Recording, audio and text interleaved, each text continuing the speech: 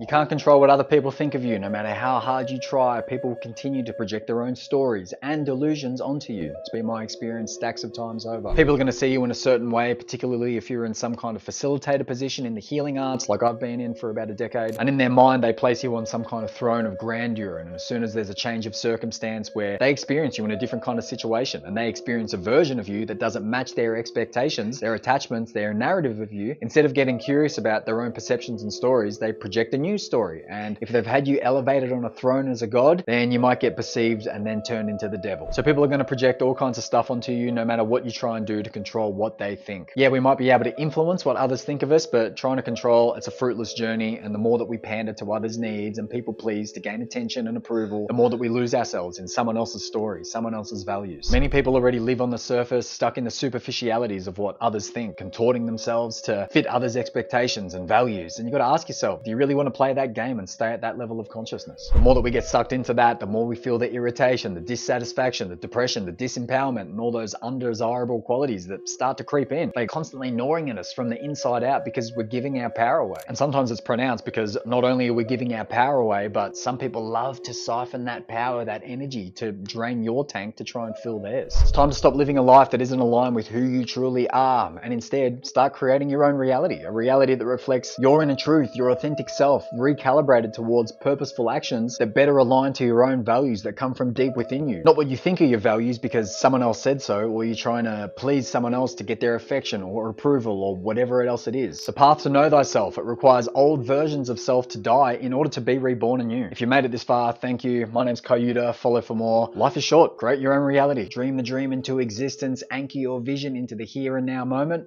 Make it happen.